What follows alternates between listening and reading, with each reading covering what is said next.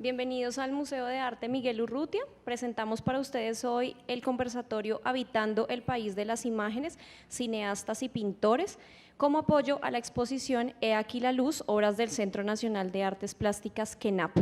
En el territorio de la realización cinematográfica han aparecido directores cuya formación en las artes plásticas ha sido determinante en su estilo, construyendo visualmente sus películas con una fuerte carga pictórica.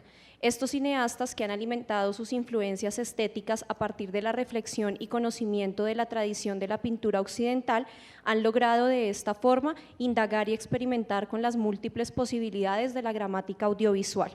En sus películas aparecen constantes citas y referencias a la historia del arte que van más allá del homenaje, convirtiéndose este diálogo con la riqueza de este legado visual en la estructura semántica de sus filmes. En esta conferencia se hará un panorama de este encuentro entre dos lenguajes, el cine y la pintura, a través del análisis de algunos fragmentos de las películas de directores como Peter Greenaway y Derek Jarman, entre otros. Mauricio Martínez es realizador de cine y televisión de la Universidad Nacional de Colombia. Ha realizado documentales y crónicas en diferentes proyectos de televisión cultural para canales como Señal Colombia. Cuenta con amplia experiencia como docente universitario y educador en instituciones como el Museo Nacional de Colombia. Actualmente se encuentra realizando la maestría en museología de la Universidad Nacional de Colombia y hace parte del grupo de mediadores pedagógicos del Banco de la República. Bienvenidos. Bueno, muy buenas tardes. La conferencia que voy a dar el día de hoy hace parte de una trilogía, digámoslo de esa manera, de dos anteriores conferencias que hice en torno a la exposición que ustedes pueden visitar hasta las 7 de la noche, la exposición Y he aquí la luz, que es una exposición básicamente un conjunto de artistas contemporáneos franceses que de alguna manera inspirados en el pensamiento cinematográfico de Jean-Luc Godard como un cineasta que desde los años 50 y en especial desde los 60 ha trascendido los límites y las convenciones narrativas de lo que entendemos por el cine. Este agudo pensador de las imágenes en movimiento, Godard, en la última secuencia de la película Guión del filme Pasión, pronuncia una especie como de poema en homenaje al cine, algo así como: y he aquí el cine, y he aquí la imagen, y he aquí el movimiento, y he aquí la luz, y he aquí la luz, y he aquí la luz. Y ustedes pueden ver en estos diferentes trabajos de estos artistas cómo hay una experimentación, una indagación constante con las múltiples formas en que las imágenes se manifiestan, se expresan en su aparición, en su desaparición. Y digámoslo que en este país de las imágenes, como es un término que es retomado de la investigadora Nicole René, que ella publica en el catálogo oficial de la exposición un artículo precisamente en torno a la obra de cinematográfica de Godard. En este país de las imágenes podemos encontrar que estos artistas retoman como diferentes soportes y dispositivos ya inclusive en desuso, ¿no? Formatos de Super 8, pero los conjugan con soportes fotográficos, videos experimentales, imágenes fosforescentes que se pueden apreciar en la oscuridad. Entonces es una exposición que plantea una especie como de laberinto o túnel, donde la luz es como un concepto curatorial que es el hilo conductor de estas obras, como les digo, que indagan sobre el rico y fascinante mundo de las imágenes. Por esa razón, las dos anteriores conferencias, un poco para contextualizarlos, dentro de este país de las imágenes, la primera era en torno a los orígenes del videoarte, ¿sí? En los años 60, y con el videoarte, con el video como una herramienta, como un medio de expresión artística. Años después, el video empieza a irrumpir en las colecciones privadas y públicas de diferentes museos del mundo, el audiovisual entrando al museo. La segunda, por supuesto, retomando la figura de Godard como uno de los principales cineastas ensayistas, entiéndase, el ensayo fílmico como algo que es difícil de categorizar dentro del documental o la ficción, ¿no? El cine ensayo, vimos algunos fragmentos de obras de personajes tan importantes como Siga Berthoff o Chris Marker, ¿no? Entonces, del videoarte y el cine ensayo quería de alguna manera partir como de la raíz de lo que es la cultura visual occidental, estoy hablando de la pintura. Y en efecto, Peter Greenaway, uno de los directores con mayor carga pictórica en sus películas, él asume un rol crítico de alguna manera cuando hace referencia a la escasa cultura visual de los cineastas de la industria, no solamente de Estados Unidos, sino de otras latitudes del mundo, y critica que de alguna forma se subestima, en especial, todo ese tesoro invaluable de siglos y siglos de lo que es la historia de la cultura visual de Occidente, o sea, de la pintura occidental, ¿sí? Y él precisamente, como otros directores de los cuales vamos a hablar hoy, como Stanley Kubrick o Akira Kurosawa, David Lynch, Derek Jarman, precisamente echan mano de toda esta compleja tradición visual para no solamente hacer encuadres totalmente literales con respecto a las pinturas, sino que estas mismas pinturas se vuelven también un significado poderoso dentro de la estructura de sus filmes. Y pues quería, una vez que hice como esta pequeña introducción, mantener como el tema de la luz a lo largo como de esta intervención que les estoy haciendo el día de hoy, ¿no? La luz, que es un elemento pues fascinante con todas sus connotaciones metafísicas, bíblicas, ¿no? De ahí pues un poco la resonancia del nombre de la exposición y aquí la luz, pero también la luz es interesante ver como fenómeno científico, porque es aquí precisamente en el siglo XVI y en especial el siglo XVII con las investigaciones de Newton y de Hughes sobre la naturaleza de la luz y todos los avances de las ciencias modernas del siglo XVII, cómo se aportan este tipo de descubrimientos que no solamente giran en torno a la luz, sino también a la óptica, ¿no? El uso sistemático de la cámara oscura por parte de los pintores. Entonces es una época muy atrás, pero de unos grandes adelantos en cuanto a la visualidad, en cuanto a la complejidad que plantean los pintores en sus sistemas pictóricos, ¿no? Y por supuesto, pues la luz como un elemento estético, lo vemos, la luz precisamente, les voy a hablar un poco según Derek Jarman, Caravaggio es el inventor de la luz cinemática, de la luz dramática en la pintura. Y es frecuente escuchar a los directores de fotografía del cine precisamente estudiar los encuadres durante las filmaciones de las películas, inclusive antes, por supuesto, alimentándose en especial de la pintura de Rembrandt y de Caravaggio, pero por supuesto otros muchos más referentes, pues la pintura holandesa del siglo XVII, que es cuando el realismo en la pintura llega a un culmen mayor, ¿no? Entonces esto un poco, vemos la luz como más adelante los impresionistas, precisamente esa fascinación por la luz natural, por el análisis del comportamiento de la luz sobre la naturaleza, también se alimenta de las teorías tanto de la luz y el color del siglo XIX, ¿no? Entonces siempre hay un diálogo muy interesante entre las artes y las ciencias en diferentes momentos históricos, y por supuesto que en el siglo XIX con la aparición de la fotografía, la representación del mundo no va a ser igual, por supuesto, ¿no? La fotografía como una escritura con la luz o un dibujo con la luz, la misma etimología de la palabra nos remite a la luz, y por supuesto a finales del siglo XIX con la aparición del cinematógrafo, que son, digamos, la fotografía y la cinematografía hacen parte de lo que es las imágenes fotosensibles, o o sea, sensibles a la luz, no solamente las imágenes fijas, sino las imágenes en movimiento.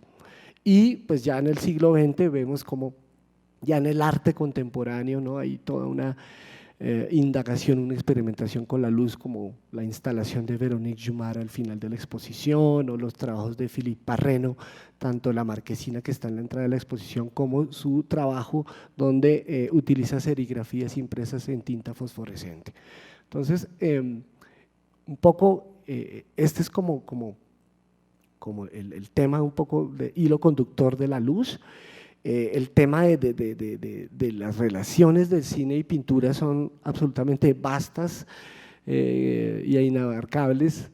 Tendríamos que hacer un seminario muy largo, pero os voy a tratar como de resumir como esos referentes más sobresalientes en esas fructíferas relaciones entre cine y pintura. Bueno, por otra parte, ya les estaba hablando un poco del impresionismo.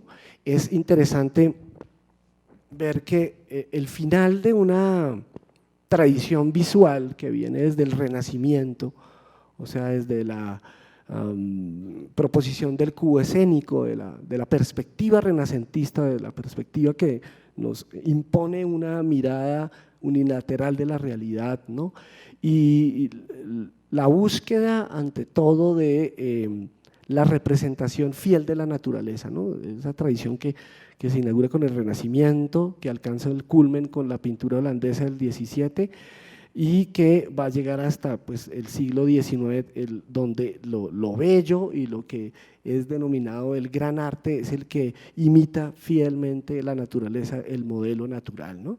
Por eso el impresionismo va a ser como una gran revolución en la forma de pensarse la pintura, la imagen pictórica, porque precisamente rompen con esta representación fiel de la naturaleza y les interesa más la impresión óptica y, como les decía, el análisis de la luz, ¿no? Por eso este método de pinceladas rápidas, de no ocultar el efecto, la ilusión tridimensional, sino mostrar el pigmento, mostrar el empaste, mostrar la materialidad de la luz sobre el lienzo.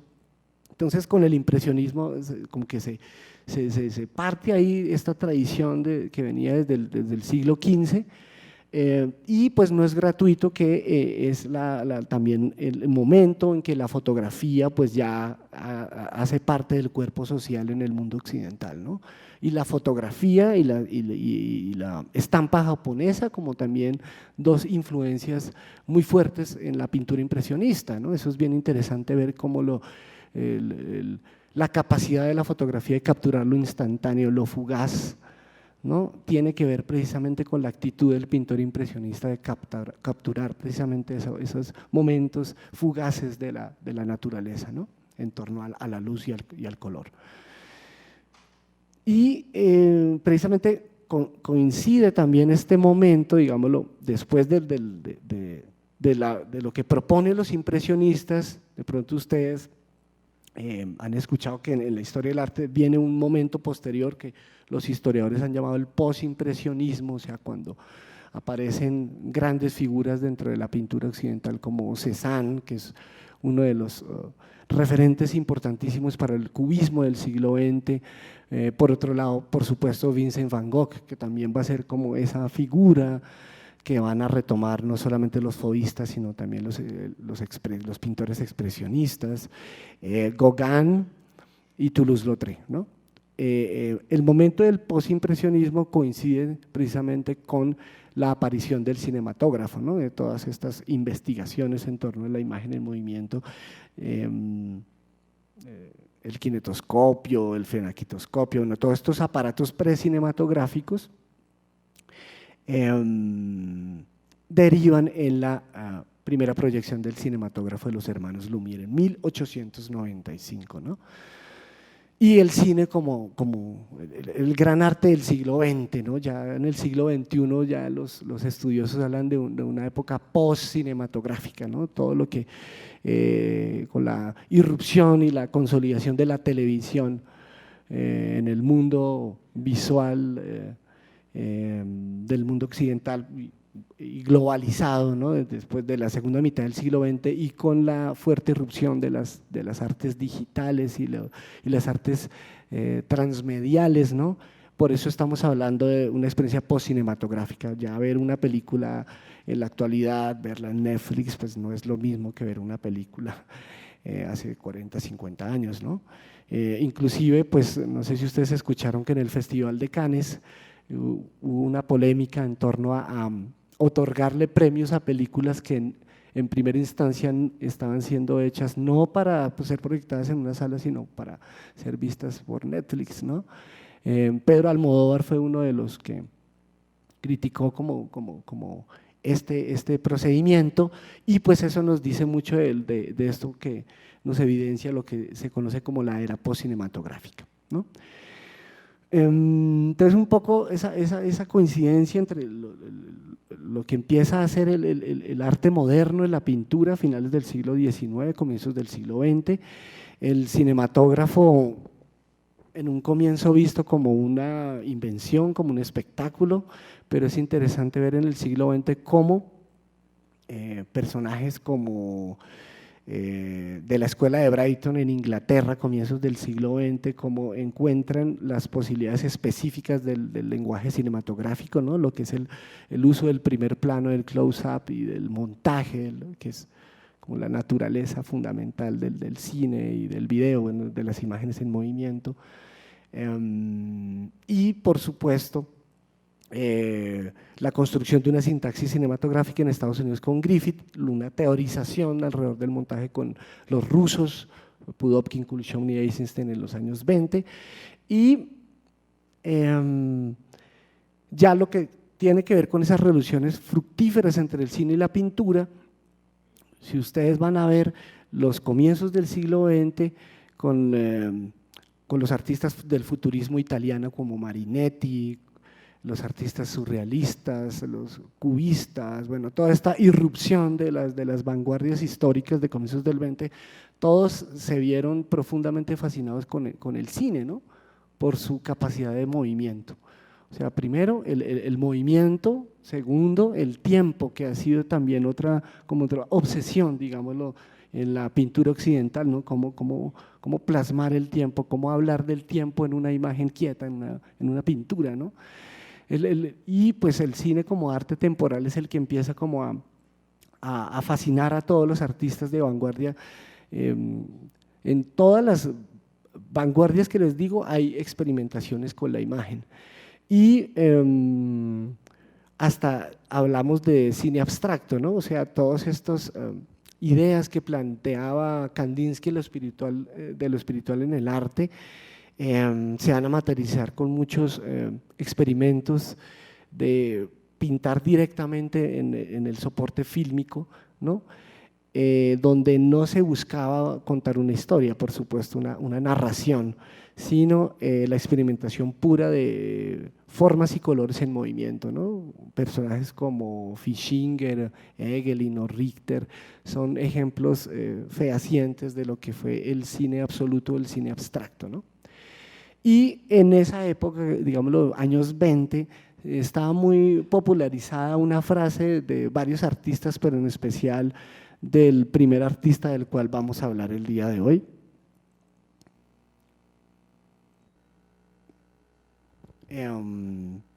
De Fernand Léger, que él decía que uno de los grandes errores del cine era el argumento. Y precisamente pues esto tiene que ver con un rechazo frontal con el cine narrativo, con el hecho de que el cine siga siendo un arte, digámoslo, que depositario como de todas las artes, ¿no? Por eso pues el séptimo arte y todas estas acepciones mucho más comunes, pero en especial el lastre de la literatura y del teatro en el cine, ¿no? Que pues hasta nuestros días el cine narrativo es lo que pues sigue dominando la industria pues desde Hollywood, ¿no? El cine que cuenta historias, el cine que conmueve, que produce emociones, donde nos identificamos con los personajes, pero pues esto visto desde la perspectiva de estos artistas de vanguardia como Fernand Léger, pues era el gran error del cine. O sea, muchas veces por la mayor preocupación de contar una historia y construir unos personajes, la imagen va a quedar como subestimada y en un segundo plano. Y pues cuando irrumpe el cine sonoro, o sea, después de 1927, pues va a haber de alguna manera, según André Bazin, un detrimento en cuanto a la exploración con la imagen fílmica, porque gran parte, digámoslo, de la historia iba cargada en los diálogos de los actores, ¿no? Hasta nuestros días vemos películas excesivamente parlanchinas, diría yo, ¿no? O sea, todo está como muy soportado en el diálogo y la imagen apenas es como un elemento ilustrativo, ¿no? Bueno, les recomiendo cuando vayan a ver la exposición, ver el video. Esta es una fotografía del video de Pierre Hughes, que dura unos 7 minutos. Es una de las obras más potentes que está en la exposición en torno a una indagación con respecto a la luz, donde se crea toda una coreografía electrónica de imágenes y sonidos bastante potente, ¿no?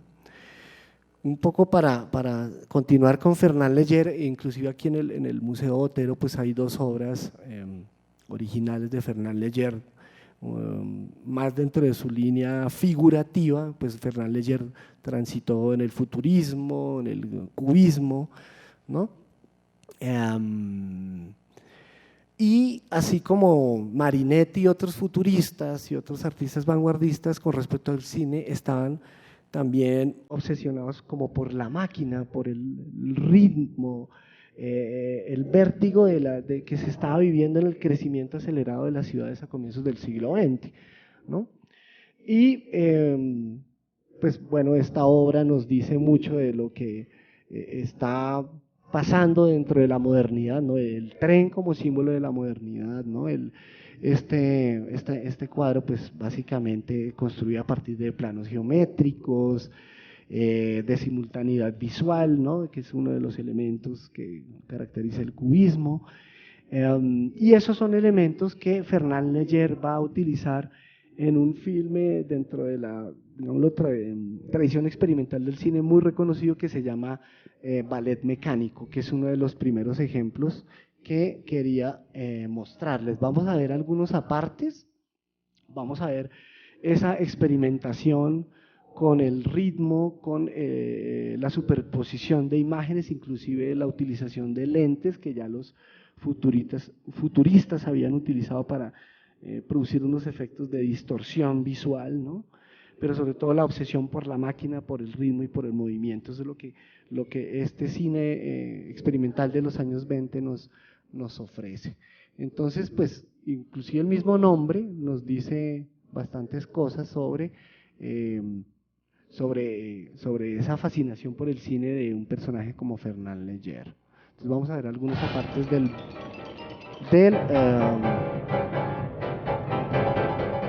ballet mecánico.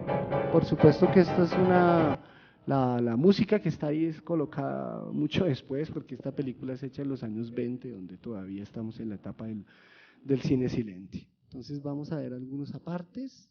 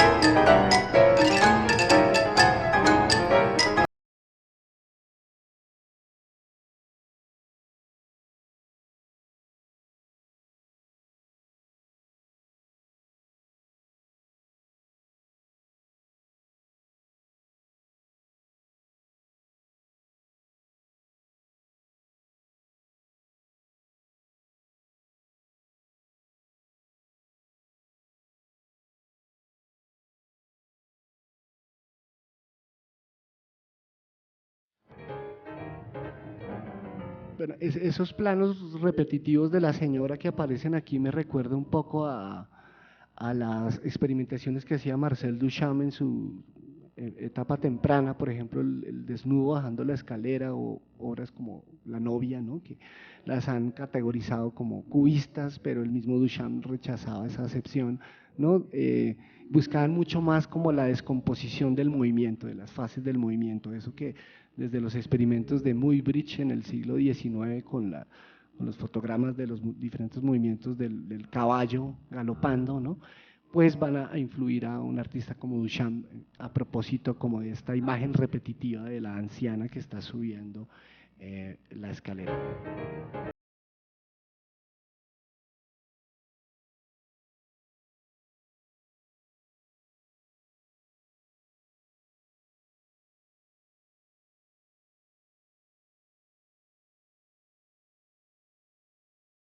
Veamos el último fragmento.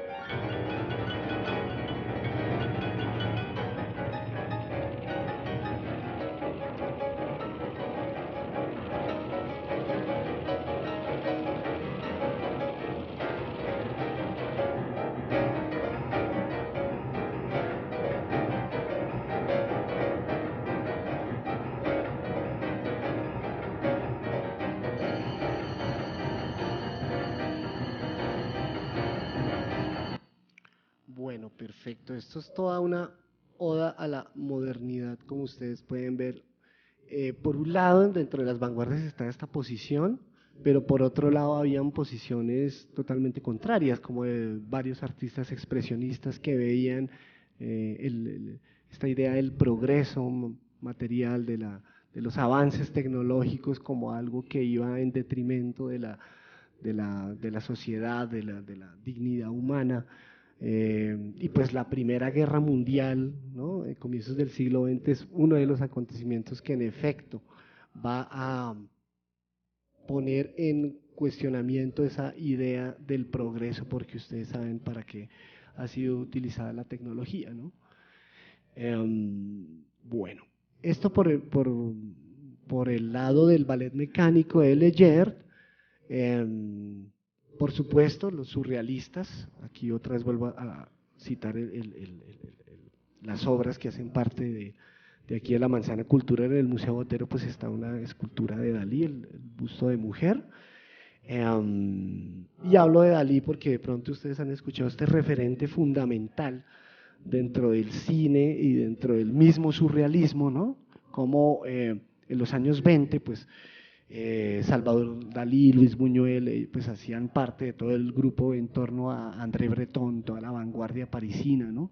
Que pues a propósito de también la otra exposición que está aquí en el MAMU, en el tercer piso, Henri Cartier-Bresson también hizo parte del grupo de los surrealistas, pero a diferencia de estos surrealistas más canónicos, pues él era apenas un muchacho, pero esta postura de los surrealistas precisamente en poner en duda la razón y el consciente y apelar mucho más al azar, a la irracionalidad, a la escritura automática, pues hacen parte también del espíritu del fotógrafo Cartier-Bresson. Un perro andaluz, pues les recomiendo que la vean toda, dura más o menos media hora. Fue un escándalo absoluto por sus imágenes que en esa época eran bastante viscerales en torno a evidenciar cómo desde las instituciones eclesiásticas y la religión se ejercía toda una represión de los instintos, de las dos, la pulsión sexual en especial, ¿no? Y esta película, precisamente uno de los fotogramas como más fuertes es cuando a esta mujer con la navaja de afeitar le sacan un ojo, pero en el momento que le van a sacar el ojo a la mujer hay un corte y vemos que le sacan el ojo a una vaca, ¿no? Pero pues imagínense esto en el contexto de 1928. esta película es difícil que tenga un hilo narrativo clásico, ¿no? Introducción, nudo, desenlace, pues el modelo mucho más norteamericano. Es una película hecha a partir de sueños y de ideas que iban saliendo de manera espontánea al azar, ¿sí? El sueño recurrente de Dalí, que soñaba cómo sus manos estaban siendo carcomidas por hormigas, por ejemplo, ¿no? No es gratuito con la escultura que ustedes pueden ver acá en el Museo Botero, hay unos insectos que salen como de la oreja del busto de mujer. Y pues bueno, no solamente tenemos ejemplos de surrealismo en Buñuel y Dalí, sino pues también Abel Gance, el director francés que pues, nos ofrece una de las primeras versiones cinematográficas sobre Napoleón, que era también otro personaje bastante avanzado para el momento, ¿no? Inclusive el mismo Man Ray hizo otros experimentos, les recomiendo ver La estrella de mar de Man Ray, pero esta película es icónica porque si vamos a pensar por ejemplo en el cine de David Lynch, o sea, un director de Estados Unidos, que inclusive ha podido posicionarse en la industria como un cineasta, yo diría, en algunos momentos radicalmente experimentales, que dentro de sus testimonios, pues él confiesa que Un perro andaluz y el surrealismo de varios artistas es una de sus principales influencias en su cine, ¿no? Que las atmósferas de las películas de David Lynch no tienen una lógica, digámoslo, una coherencia narrativa como el cine convencional, sino que todas están inmersas como dentro de una atmósfera, como si fuera un sueño o una pesadilla, ¿no? Sin embargo, manteniendo ciertas estructuras del cine narrativo, ¿no? El género policíaco en películas como Terciopelo Azul, o películas tan radicales en cuanto a eclecticismo de géneros como Corazón Salvaje, hasta llegar a Mulholland Drive y Inland Empire, que fueron películas que se estrenaron comercialmente aquí en Colombia, ¿no? Entonces un poco eso con los surrealistas. Y pues otro de los referentes muy fuertes de esos diálogos fructíferos entre el cine y la pintura, pues el expresionismo, ¿no? Coloqué esta fotografía porque digamos lo que es un punto que condensa todo lo que años anteriores a 1922 venía apareciendo en el cine alemán de la primera, de 1915-1920. Recordemos que la famosa película El gabinete del doctor Caligari es de 1919, que dirigida por Robert Wiene. En el gabinete del doctor Caligari los decorados, que son una serie como de telones pintados, la escenografía sobre la cual están los personajes, son elaborados por pintores expresionistas, ¿no? Burb y Rohrig, famosos por este planteamiento de cómo interpretar la actitud ética y estética de los pintores expresionistas en el medio cinematográfico, ¿no? O sea, cómo tratar de exteriorizar esa desazón interior, esa angustia interior, esa pulsión de manifestar los sentimientos más profundos del artista, el alma del artista, que es lo que caracteriza mucho esa posición de los expresionistas de comienzos del siglo XX, cómo se traduce o se interpreta mejor en términos cinematográficos. Digo interpreta porque a veces si decimos traducir puede prestarse como una copia sumamente literal de lo que es lo pictórico de lo cinematográfico, y pues por supuesto que son dos medios en muchos aspectos radicalmente diferentes, lo que tiene que ver, por ejemplo, con el tiempo, la duración de la mirada, ¿no? O sea, ustedes pueden ver una pintura durante todo el tiempo que quieran, o ¿sí? El espectador controla la duración de la percepción visual, mientras que en los medios audiovisuales, en el cine y el video, hay una sucesión del tiempo que impone el director, ¿no? Entonces, esta es una de las muchísimas diferencias fundamentales, pero por supuesto que la visualidad y elementos como la luz, el color, la composición pictórica, el manejo del encuadre, pues son elementos evidentemente que aparecen en el cine desde los comienzos, ¿no? Entonces, un poco retomando con lo que pasa con el cine expresionista, esta es una de las primeras adaptaciones de la célebre novela de Bram Stoker, Drácula, ¿no? Y precisamente toda esa atmósfera como pesadillesca y terrorífica, ¿no?, que se percibe y se siente en esta maravillosa película de Murnau es pues gracias a las composiciones, ¿no? Pues fíjense, por ejemplo, el ángulo de cámara, estos ángulos de cámara no eran tan frecuentes en otras cinematografías, inclusive la francesa más tradicional del momento, inclusive pues por supuesto la cinematografía de los Estados Unidos, ¿no? Es cuando el cine, como les digo, está descubriendo y consolidando un lenguaje puramente específico del cine, ¿no? La cámara cinematográfica, el tipo de ángulos que vemos aquí y obviamente la composición que gira en torno a pues a todas estas líneas diagonales, ¿no?, que causan como ese desequilibrio compositivo y que obedecen al tono que Murnau le quería imprimir a sus películas, ¿no? Murnau también es reconocido por célebres adaptaciones, ¿no?, muy personales, como el Fausto de Goethe. Hay un Fausto de Murnau por estos mismos años, donde Murnau en sus primeros testimonios aceptaba y decía que para sus películas el modelo de luz que él tomaba para sus películas era tanto la luz de Caravaggio, vuelvo y repito, como la luz de Rembrandt, ¿no? Y dentro, digámoslo, del por qué la luz de Rembrandt y como más allá del lugar común que se habla, que es el maestro del claroscuro,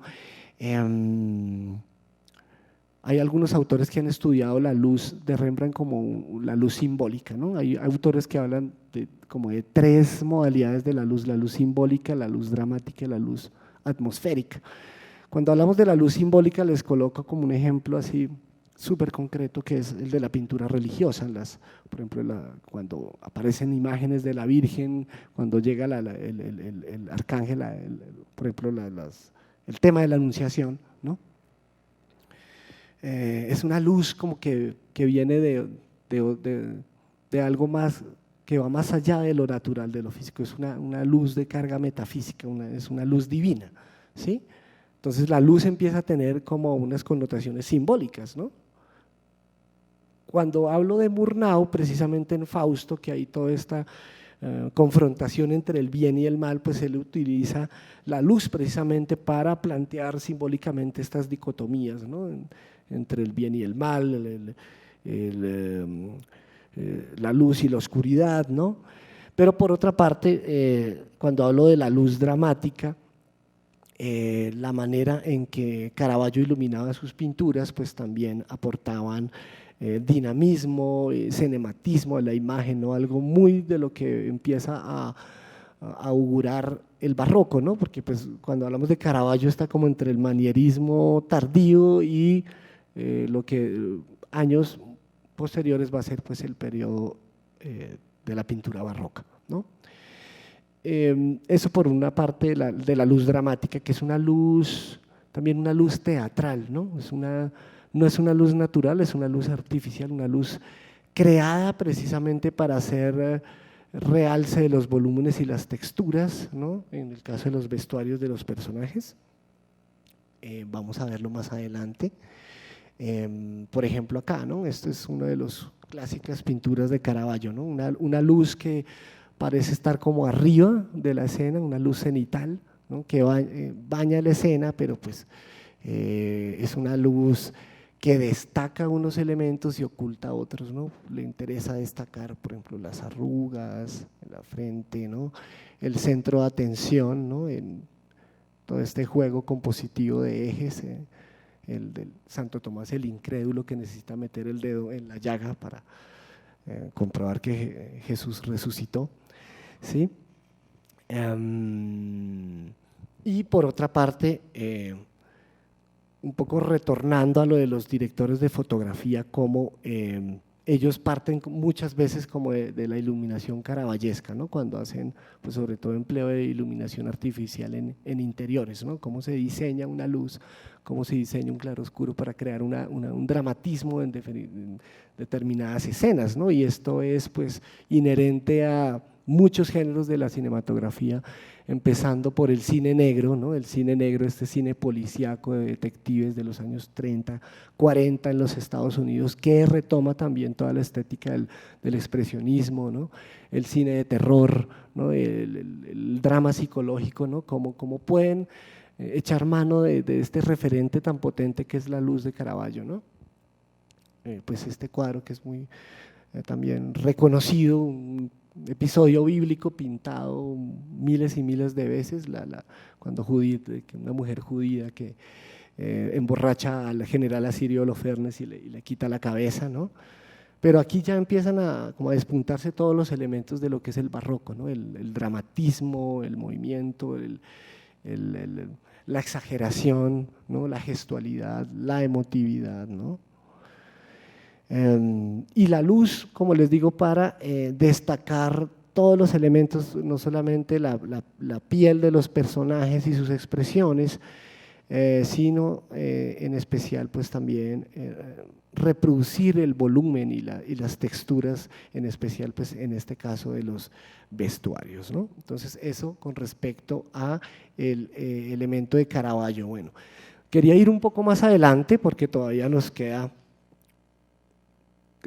unos buenos ejemplos por visualizar.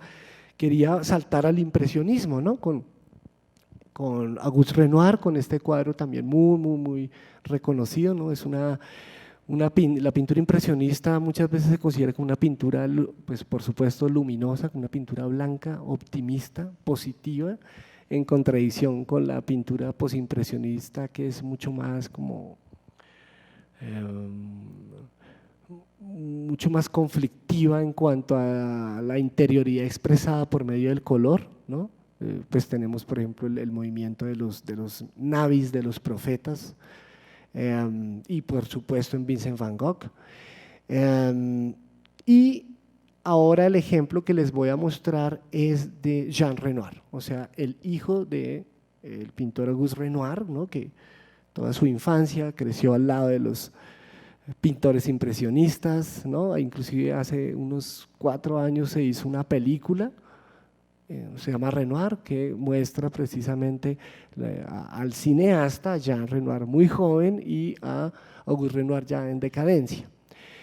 Y pues Jean Renoir dentro de la historia del cine es un personaje muy importante que nada tiene que envidiarle a su padre.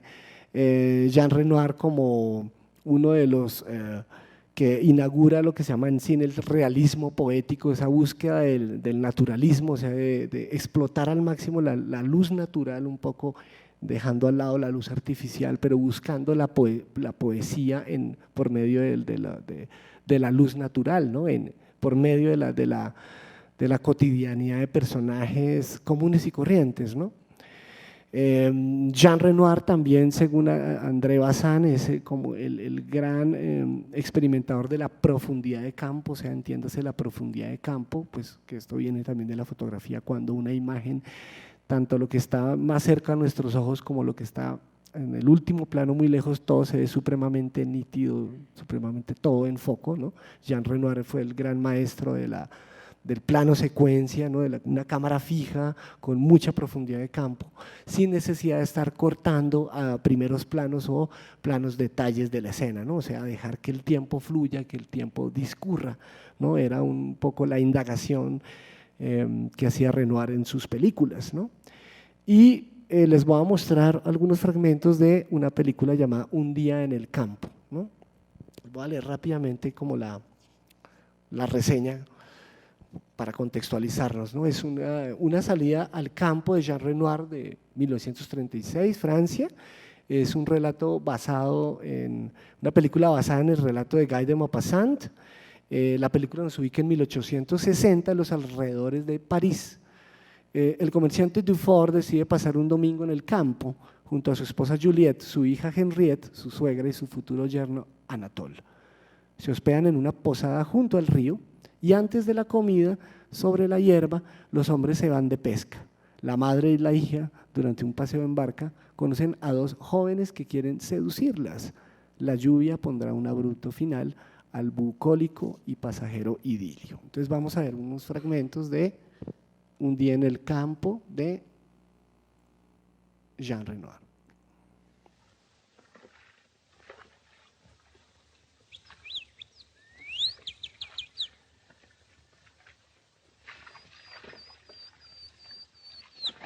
Écoutez l'oiseau. C'est un rossignol. Quand il chante le jour, c'est que les femelles couvent. Un rossignol? Faisons pas de bruit. Nous allons descendre dans le bois et nous asseoir près de lui.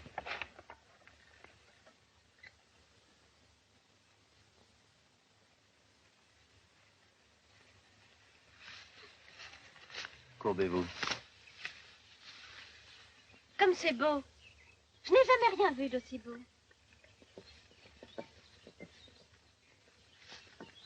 Et puis c'est tout fermé, comme une maison. Moi, je viens souvent ici. J'appelle ça mon cabinet particulier.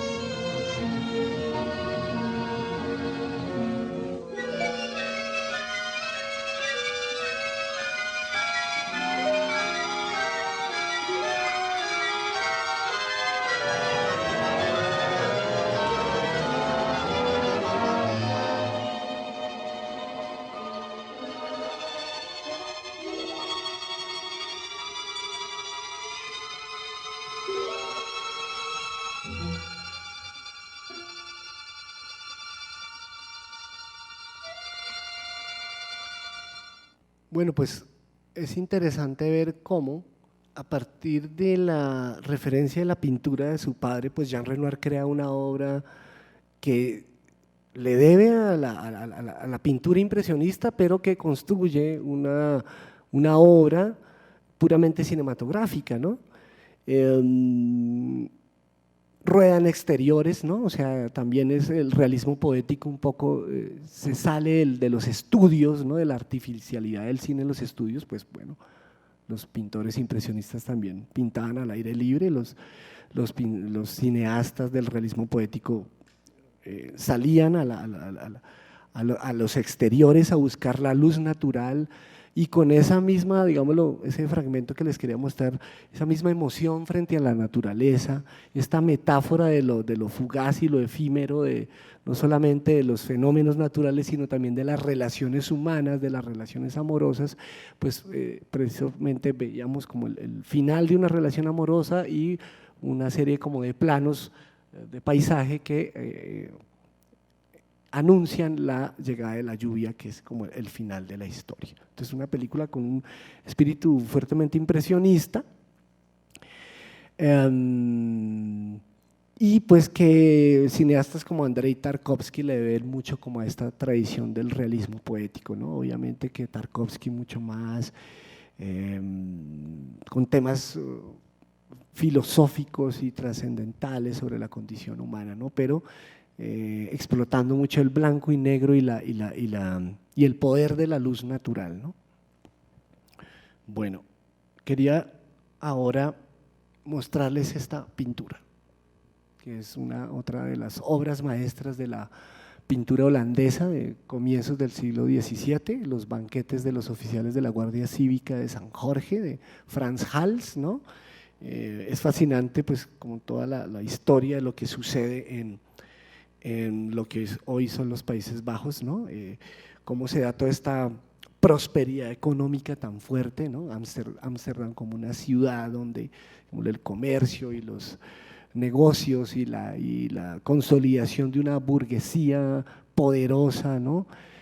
Pragmática, es lo que también fortalece el mercado del arte, ¿no? Rembrandt, Hals, Vermeer de Delft y muchos más, pues precisamente pudieron subsistir gracias a los encargos que recibían por parte de esta burguesía holandesa del siglo XVII, ¿no? ¿Y por qué les mostré este cuadro? Porque ahora les voy a mostrar un fragmento de la célebre película de Peter Greenaway, El cocinero, el ladrón, su esposa y su amante.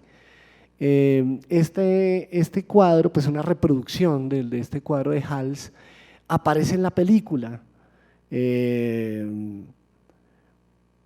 porque está, entre comillas, como decorando el restaurante, el holandés, que es donde el dueño de este restaurante es uno de los protagonistas, ¿no? Lo interesante es que el cuadro no queda ahí como puesto, como una simple cita u homenaje, sino que, digámoslo, la misma carga de esta pintura, cómo se querían ver proyectados estos milicianos civiles, ¿no? Que se mandaban a pintar y a poner sus mejores trajes, ¿no? Pues representan todo lo que es por un lado el poder masculino, ¿no? Y por otro lado la ostentación de los lujos y de la riqueza, ¿no? No es gratuito que un género como los bodegones y las naturalezas muertas, estas cocinas absolutamente exquisitas de comida y de pescados, etcétera, ¿no? Pues fíjense que ahí están los alimentos, ¿no? Pues hacen parte de cómo esta clase social se quería ver representada, ¿no? Ahora bien, Peter Greenaway, que es un cineasta que estudia artes plásticas, ¿no? Que sus primeros experimentos fílmicos fueron gracias a que trabajó con la oficina de propaganda en Inglaterra por allá en los años 70 y lo mandaban a catalogar todas estas películas de documentales institucionales. Pudo hacer sus primeros experimentos fílmicos por esta época, luego ya en los años 80 empieza a hacer cine con una fuerte carga pictórica, ejemplo El contrato del dibujante. Son películas en muchas ocasiones ambientadas en épocas anteriores, ¿no? El contrato del dibujante es una película que ambienta el jardín inglés del siglo XVIII, o El bebé de Macon nos habla de los usos y abusos de la religión y de la superstición en el siglo XVII, ¿no?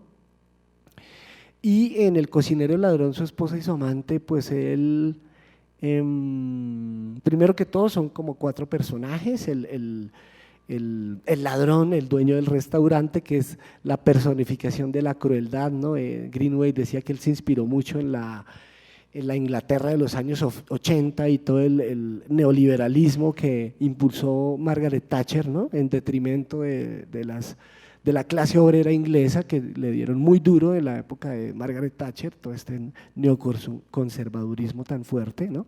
Pero hubo una clase media baja que ascendió a clase media alta, ¿no? Que pues con un gran poder adquisitivo eran toda una demostración de un brusco cambio social que se estaba dando en Inglaterra. Entonces ese personaje, esa situación, digámoslo, ese trasfondo social y político de la Inglaterra está presente en El cocinero, el ladrón, su esposa y su amante, ¿no? Es un tipo que todo el tiempo está maltratando a su esposa y uno de los clientes de este restaurante es un francés que es como el símbolo de la ilustración francesa, de la cultura, de la intelectualidad, pues se va a convertir en el amante de la esposa del ladrón. Y el cocinero, que es pues otro personaje muy fuerte, que es pues por supuesto el chef del restaurante, el holandés. Entonces vamos a ver el fragmento Hay algo muy interesante que quiero que observen, que es como el manejo del color. Bueno, primero que todo la metáfora, la alusión a esta pintura que aparece como un leitmotiv en la película.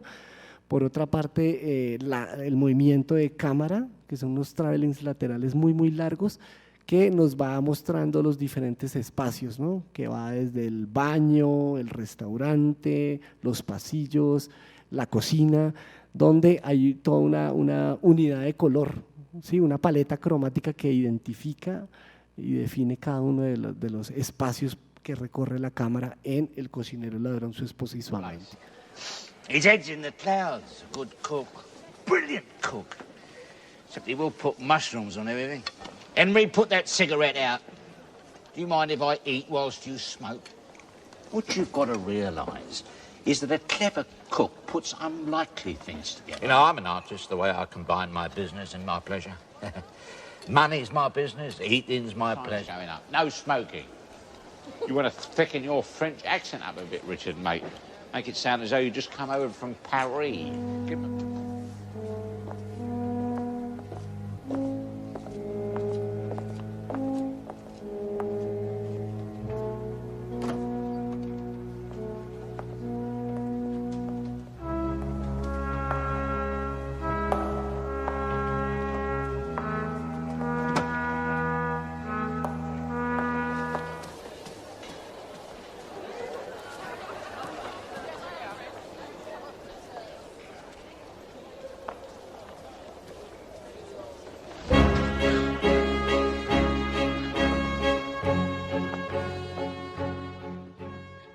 Y ahora les voy a mostrar mucho más corto cómo a partir de ese conocimiento profundo de Peter Greenaway de la tradición de la pintura occidental, como ya les he mencionado, él empieza a plantear unas ideas muy interesantes. Dice que el cine hasta el momento, pues esto lo decía en los años 90, ¿no? Era un cine, el medio cine es muy conservador, o sea que hasta ahora el cine está entrando en un cubismo, en su etapa cubista. Entonces él decía, ¿cómo me gustaría pensar en términos de un cine post-cubista? Y cuando pensaba esto en los años 90, pues no fue gratuito que en la década del 2000 él fungió como VJ, ¿no? O sea, un video jockey es una persona que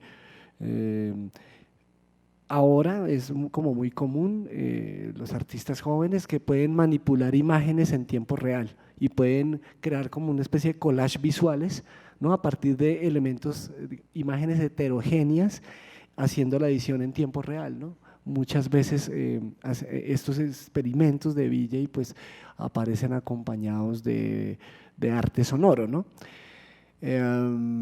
Y pues Peter Greenaway hizo un experimento como VJ mezclando imágenes de diferentes de sus películas que ha hecho, inclusive con imágenes de sus dibujos y sus pinturas, porque él también ha hecho muchas exposiciones como pintor, como dibujante y también como curador de diferentes exposiciones. Entonces es un personaje muy interesante. Ha estado aquí en Colombia un par de veces, el Festival de Cine de Bogotá lo invitó hace unos 7, 8 años aproximadamente, y su última película, si no estoy mal, se llama Eisenstein en Guanajuato, que es una película sobre cuando Sergei Eisenstein fue a hacer a México, la película que vio a México a comienzos de los años 30. Es como la última realización de Peter Greenaway. Entonces todas estas experimentaciones del cine postcubista es cuando empieza Peter Greenaway a experimentar con el video, ¿no? A utilizar, por ejemplo, el lenguaje de la incrustación, ¿no? Que de eso hablamos en la parte del videoarte, en una imagen superpuesta a otra. No es un recurso que no viene tanto del cine, sino más del video, ¿no? Y que pues que ya en la televisión estamos habituados a ver esas superposiciones, esas incrustaciones de imágenes, ¿no? Pero cómo puede haber cuando él habla de cine postcubista, es que en un mismo plano cómo puede haber una simultaneidad de tiempos, ¿no? Y de acciones en un mismo cuadro, donde los mismos cuadros se empiezan a animar y a mover, ¿no?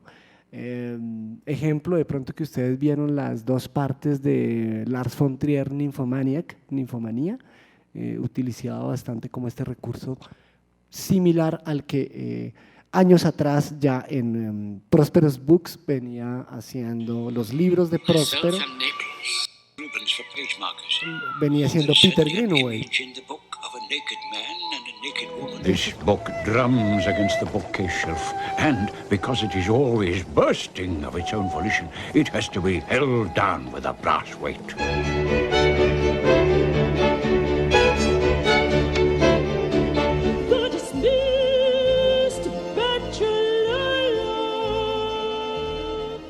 Las imágenes que en algunos momentos aparecen en la parte de atrás, en algunos momentos aparecen como dibujos, como bocetos preparatorios que hace Greenaway antes de sus películas y que ha exhibido en diferentes exposiciones en museos del mundo.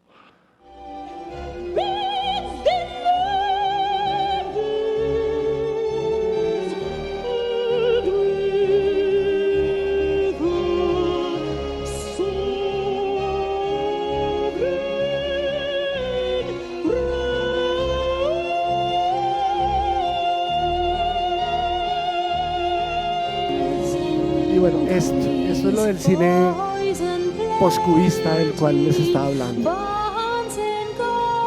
Superposición de diferentes imágenes, de diferentes narraciones, espacios y tiempos en un solo encuadre. Y luego de haberles mostrado este fragmento de Prosperous Books,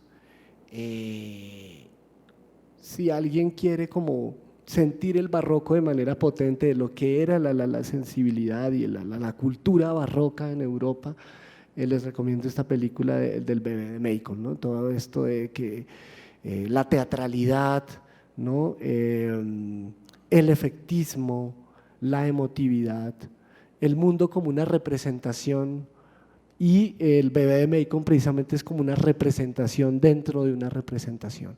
O sea, como que evidencia lo artificioso digámoslo, del recurso narrativo que está utilizando Peter Greenaway, ¿no? En El bebé de Macon.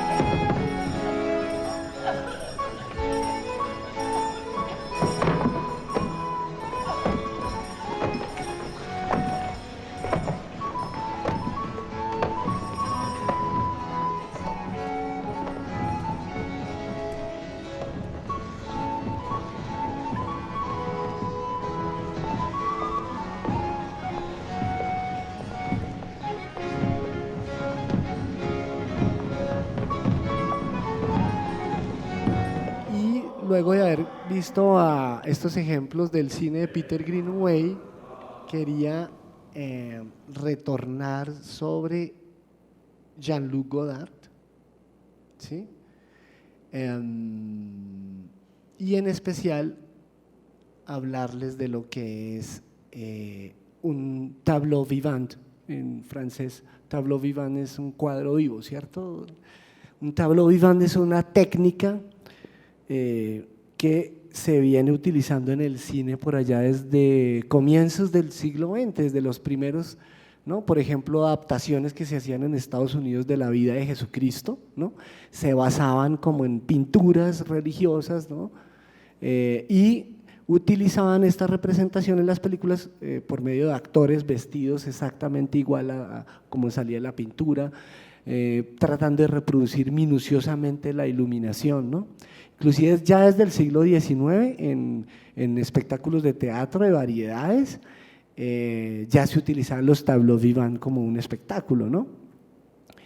Y a lo largo de, digámoslo, de esta relación del cine y la pintura, del tableau vivant, del cuadro vivo, o sea, como la referencia explícita a la pintura, cómo se dinamiza por medio del cine, ¿no?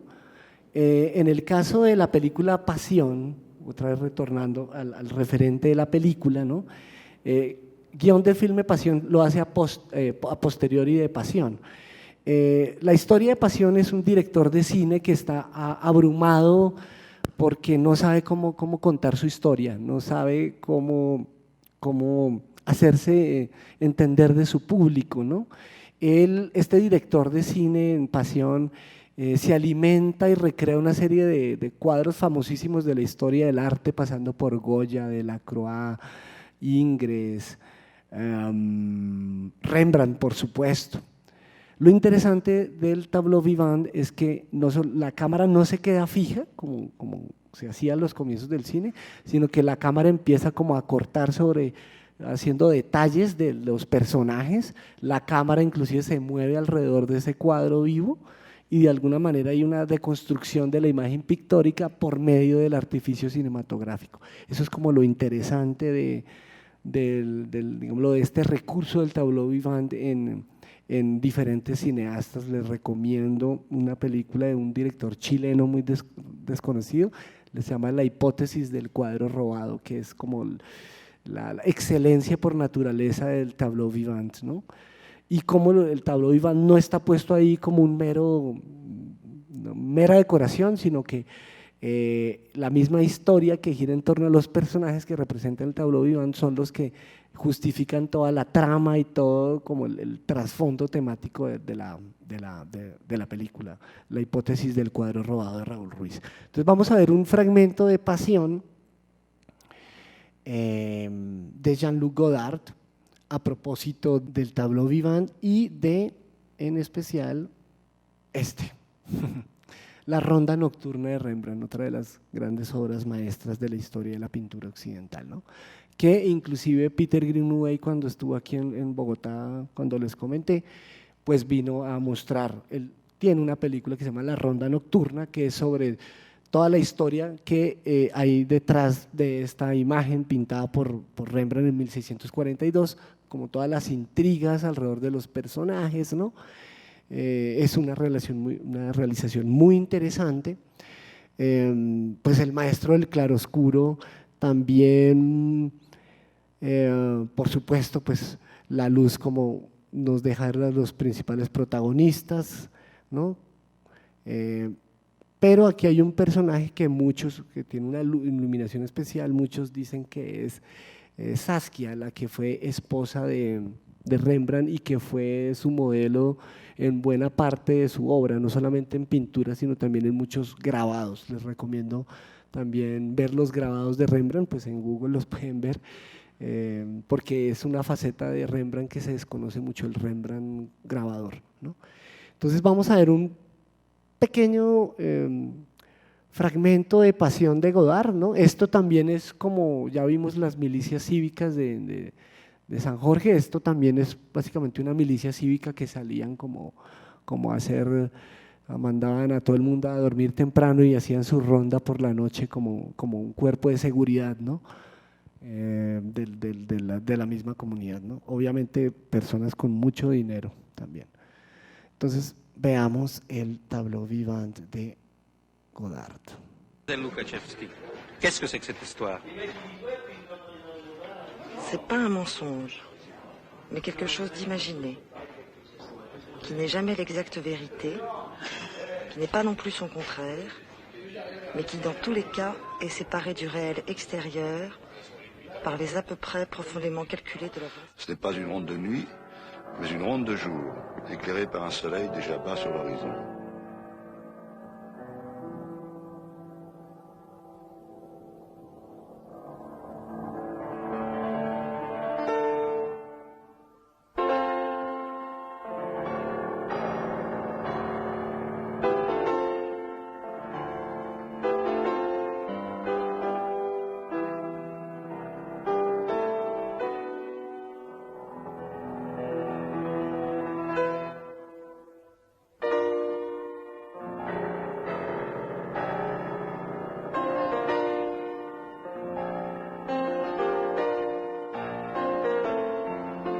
Notez, monsieur, qu'à la place qu'elle occupe, on a des coins sombres de la toile, un peu en bas, au second plan, entre un homme en rouge foncé et le capitaine habillé en noir. Cette lumière excentrique a d'autant plus d'activité que le contraste avec ce qui l'avoisine est plus subit, et que, sans des précautions extrêmes, il aurait suffi de cette explosion de lumière accidentelle pour désorganiser tout le tableau. Bueno, es una película que no tiene como un hilo argumental muy claro, pero el tema, digámoslo, si hay un tema en la película, es sobre los misterios de la creación, o sea, sobre todas las contradicciones que un creador tiene frente a la obra de arte, ¿no? Y de alguna manera reivindica el poder significante de las imágenes pictóricas, haciendo una crítica de cómo el cine actual, precisamente por su falta de conocimiento y espíritu, digámoslo, exploratorio de la tradición visual occidental, pues es un cine conservador que no se repiensa y que realmente no reflexiona sobre el poder de las imágenes en movimiento, ¿no? Un poco para continuar, les estaba mostrando este pintor, Georges de Latour, ¿sí? Es un pintor francés, del barroco francés del siglo XVII.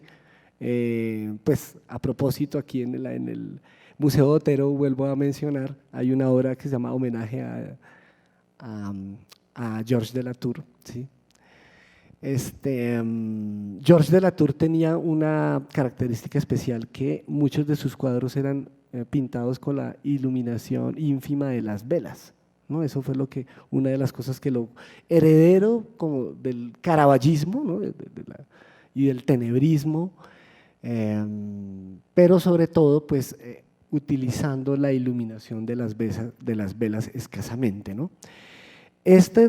Lo vamos a tener en cuenta, Georges de Latour, para ya al final, ya nos queda poco, en una película de Kubrick, Barry Lyndon, donde Kubrick retoma este modelo visual de Georges de Latour para filmar escenas con solamente la luz de las velas, obviamente utilizando película muy, muy sensible a la luz y unos lentes especiales para no utilizar iluminación artificial y solamente con ese foco, con esa fuente de luz como el de las velas, ¿no? Antes de que vamos a Kubrick, ya les hablé un poco de Derek Jarman. Les voy a mostrar algunos fragmentos precisamente que él hace de una de sus películas memorables, ¿no? Es una adaptación de la vida de Caravaggio, pero no es una adaptación como la narran los historiadores, sino es un biopic, una adaptación biográfica muy, muy personal cómo el artista percibía a Caravaggio, pues que Caravaggio fue un personaje bastante, digamos, controvertido y polémico, que recibía muchos encargos de parte de la iglesia, pero que al mismo tiempo tenía una vida bastante disipada, bastante licenciosa. Sí, es curioso ver que en la pintura de Caravaggio, la mayoría de sus modelos eran proxenetas o prostitutas, o sea, personas de los mundos más sórdidos que representaban a los personajes más importantes de los episodios bíblicos, ¿no? Entonces, vamos a ver algunos fragmentos del Caravaggio de Derek Jarman. Es interesante porque inclusive aparecen automóviles, es una película que narra la vida de alguien que vivió en el siglo XVII, pero aparecen automóviles, máquinas de escribir. Él empieza a utilizar deliberadamente como anacronismos y a mezclar tiempos y épocas, ¿no? O sea, no es la típica película sobre un artista que uno puede como ver en una cartelera comercial, ¿no?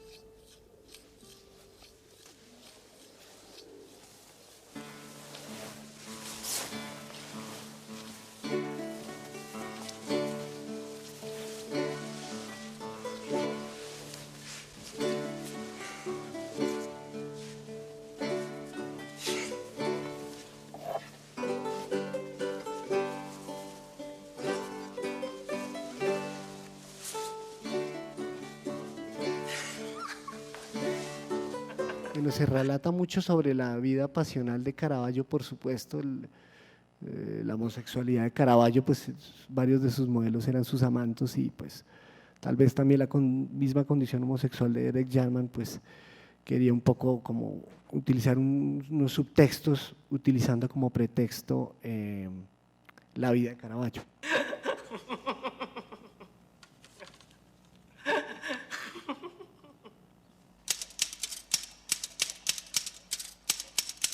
Entonces aparece Caravaggio escribiendo en máquina de escribir, que son como los detalles bien interesantes de que no hay una fidelidad totalmente histórica, ¿no?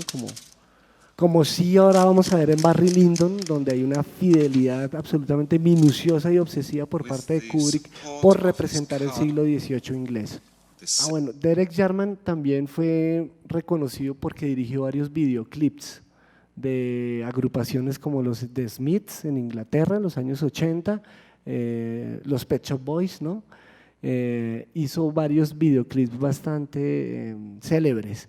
Es más, Jarman ha sido una influencia para otros realizadores de videoclips, por ejemplo, para el director del video de Losing My Religion de R.E.M. Si ustedes ven ese video de R.E.M. de Losing My Religion, hay todo el tiempo unas referencias, por supuesto, a Caravaggio y pues la influencia de Derek Jarman en otros realizadores de videoclips musicales.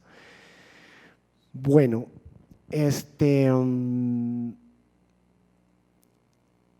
ya que nos faltan pocos ejemplos, quería ahora sí hablar de Barry Lyndon.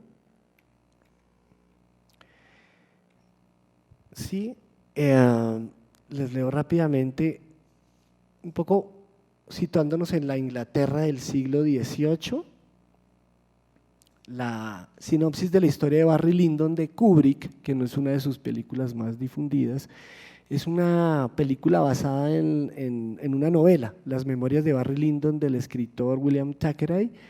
Esta película nos ubica a mediados del siglo XVIII en Inglaterra. La historia es Redmond Barry, es un joven irlandés ambicioso y arribista, que luego de combatir en la guerra de los 7 años, desertar y convertirse en espía, conoce a Lady Lyndon y se casa con ella. Vamos a ver esa escena precisamente de la seducción a Lady Lyndon. A través de esta relación accede a la nobleza y a la fortuna, pero pronto aparecen los conflictos y pugnas con los miembros de su nueva clase social. Es la típica historia del trepador social, ¿no? Y es bien interesante porque la pintura inglesa del siglo XVIII quería como proyectar un ideal de esas clases altas inglesas, ¿no? El orden, la compostura, la elegancia, la gracia, y en vivo contraste Kubrick cuenta pues como realmente por medio de otros documentos históricos era pues una sociedad pues bastante perversa y decadente desde su moralidad, ¿no? Entonces como había por un lado un discurso de cómo quiero que me vean, pero por otro lado había todo un mundo turbio y mezquino en medio de estas esferas sociales a las cuales accede este arribista que es protagonizado por Ryan O'Neal. Bueno, Hogarth es uno de los modelos que toma Kubrick para escenas interiores, ¿no? Escenas con muchos extras, muchos figurantes. También toma para los exteriores, como los vuelvo y les repito, es prodigioso como utiliza la luz natural Kubrick en escenas tan complejas y tan difíciles de iluminar, ¿no? Para las escenas exteriores, paisajes, escenas de batallas, toma Thomas Gainsborough, uno de los grandes pintores ingleses del siglo XVIII. Vamos a ver fragmentos de Barry Lyndon, en especial veamos la escena, como les digo, retomando el modelo visual de Georges de la Tour, el pintor que pintaba solamente con la luz de las velas, en esta escena donde el arribista pues está tratando de seducir a Lady Lyndon y de esa manera es que él accede asciende socialmente.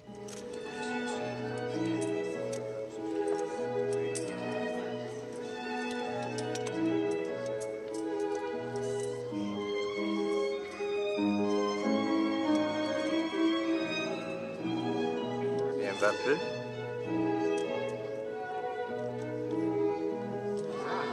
Dix gagnants. Faites vos jeux.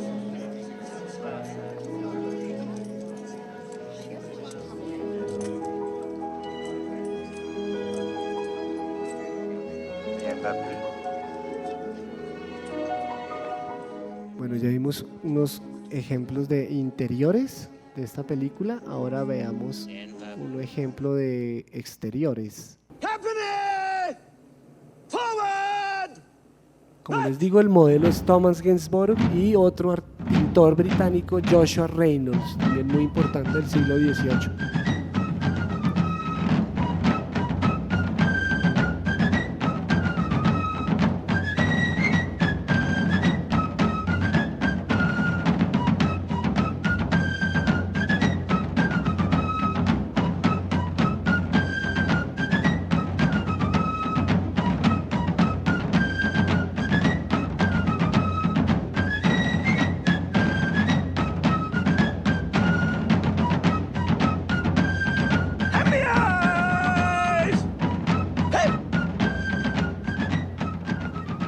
About this time,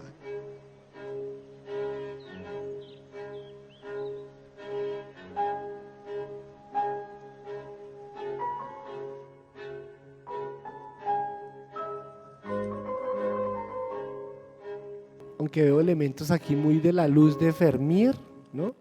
Vermeer de Delft.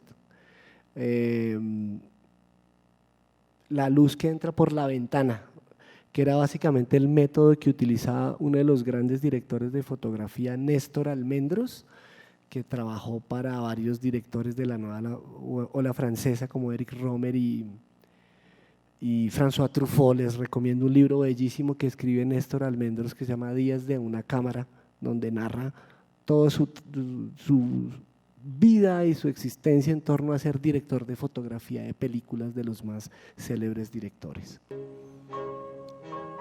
Entonces, el modelo de Vermeer de Delft también ha servido mucho a directores de fotografía y cineastas. Y para finalizar, el último ejemplo que les voy a mostrar es a partir de esta obra, también muy famosa, de Vincent van Gogh, Campo de trigo con cuervos, de 1890. Y específicamente es una célebre escena de la película del director japonés Akira Kurosawa, que también pues en su juventud, antes de ser cineasta, paralelamente desarrolló la pintura y su conocimiento profundo de la pintura. Akira Kurosawa, la película llamada Sueños. Sueños es de 1990.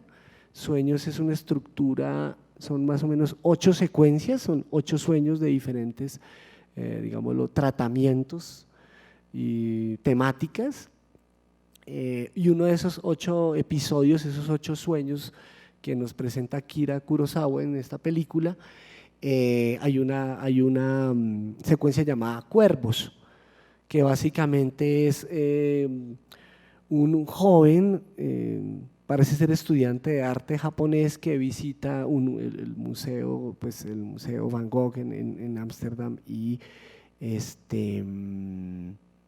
empieza a tener un diálogo muy cercano con esta imagen, ¿no? Pero todo, como les digo, dentro de un código narrativo de lo onírico, de lo, podemos decir, surrealista, pero pues más del mundo de los sueños, ¿no? Y pues vamos a ver cómo Akira Kurosawa, así como Greenaway y otros, para sus películas empieza a utilizar el video de una manera también pues muy prematura. En 1990 no habían muchos experimentos pues combinando los dos formatos, cine y video, ¿no? Uno de los primeros que lo hace es Jean-Luc Godard en los años 70, mezclar cine y video, ¿no? Para tener texturas visuales diferentes, ¿no? Y tener recursos de dos lenguajes que, si bien cercanos, son diferentes, el cine y el video, ¿sí? Y lo que ustedes van a ver es cómo el personaje empieza a vivir dentro de la pintura, pero para ello se utiliza los avances tecnológicos del momento. Entonces, con este ejemplo de Sueños de Kurosawa, pues voy a cerrar esta intervención.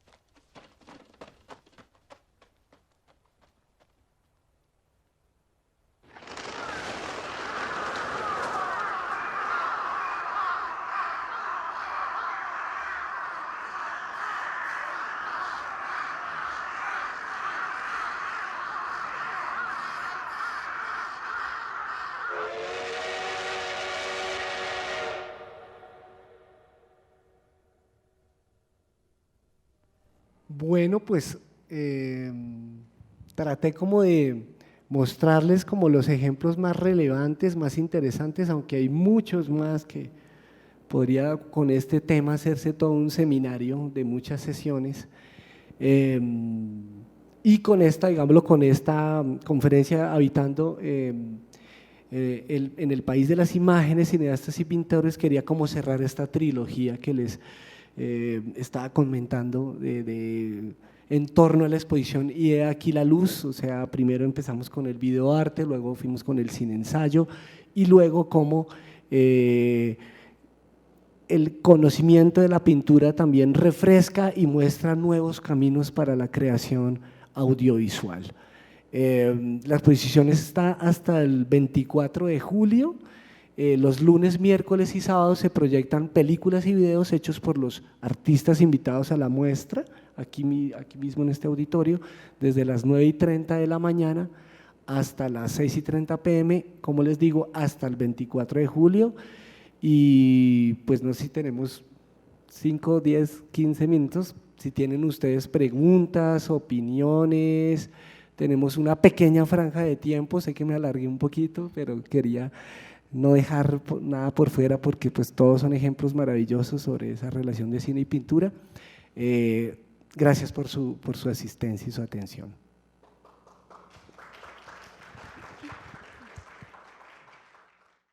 Mauricio, gracias por tu presentación y decías que Jean-Luc Godard fue el primero en experimentar la mezcla entre video y cine. ¿Nos puedes contar un poquito más de eso y dónde quizás?